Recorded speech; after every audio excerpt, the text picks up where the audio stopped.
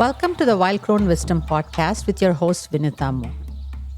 In this episode, we explore faith and the new emerging religion as a co-creation with Source.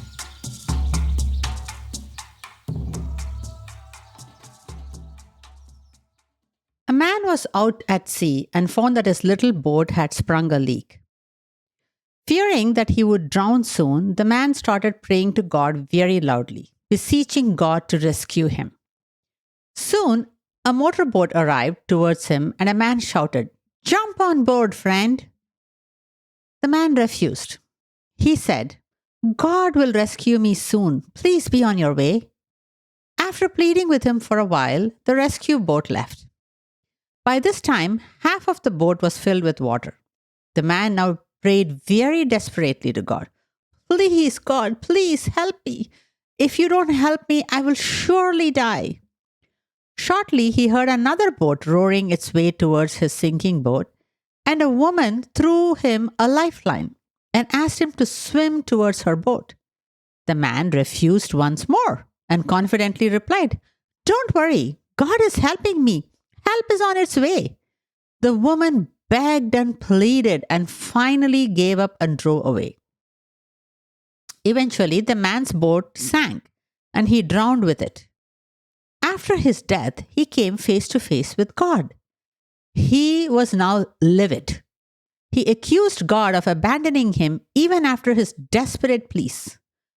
God replied, "But my son, I did not abandon you.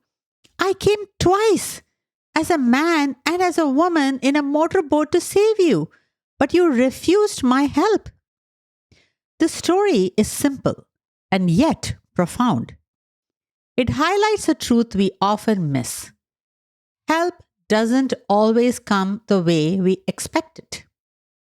Swami Vivekananda, the dynamic monk who introduced Indian philosophy to the West in 1893, in his address to the world's Parliament of Religions, talked about faith in powerful words.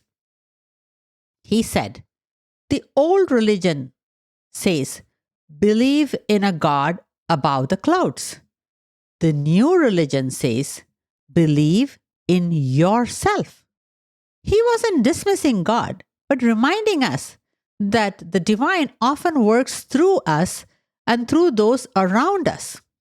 Faith is not just waiting for divine intervention from above.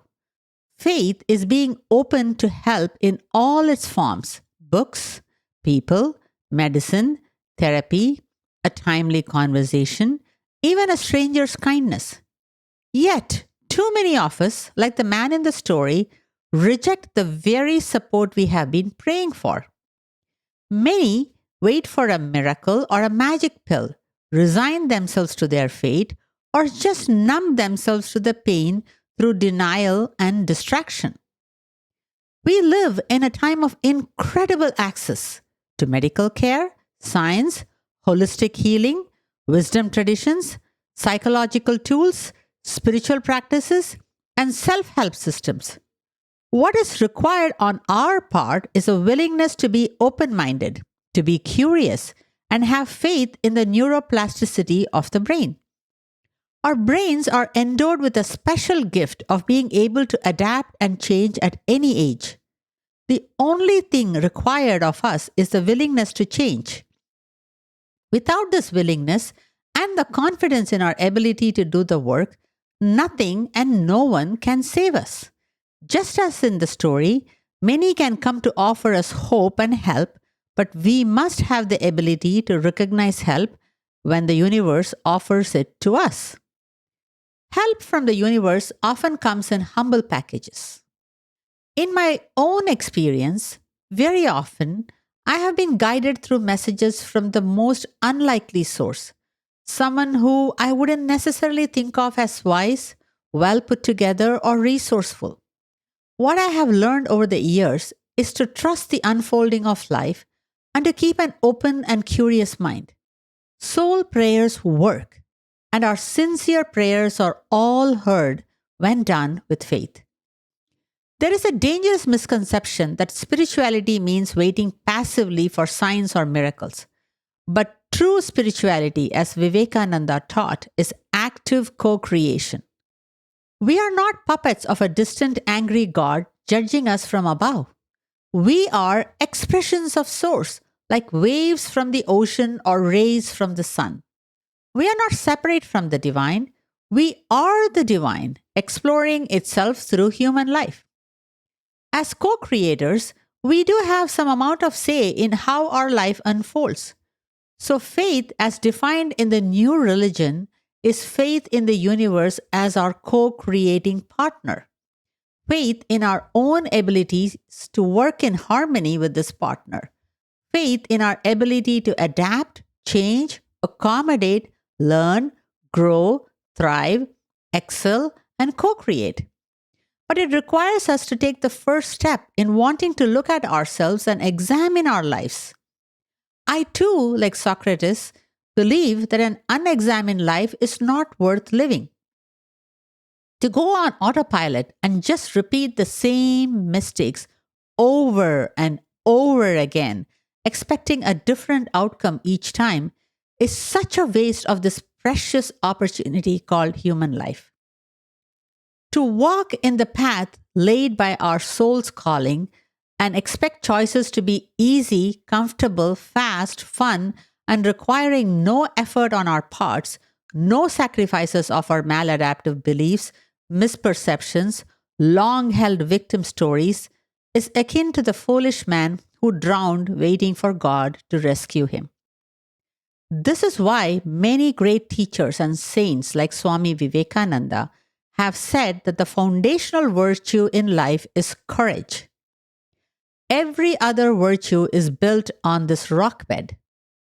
We need courage to go within, courage to look at our patterns, and faith in ourselves to be able to change those patterns that no longer serve us. Change your patterns, change your life. Life is always speaking to us through people, through pain, through possibility.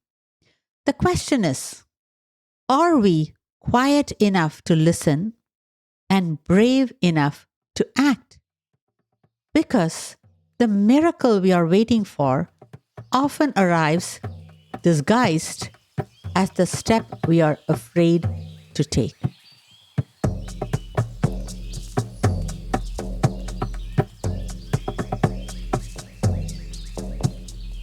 Thanks for listening to this episode of the Wild Crone Wisdom with your host Vinutha Mohan.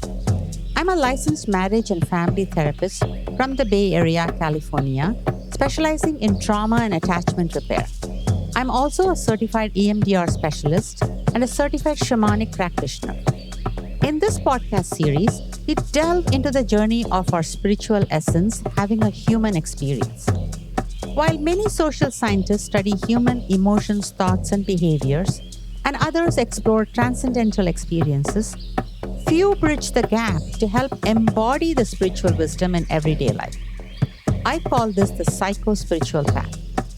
Through this podcast, I hope to share bite-sized practical insights for navigating life as an empowered sovereign being. If you found this episode valuable, we'd greatly appreciate your support.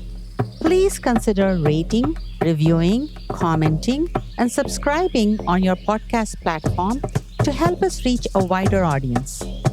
You can explore more of my writings on Medium by following the link in the show notes.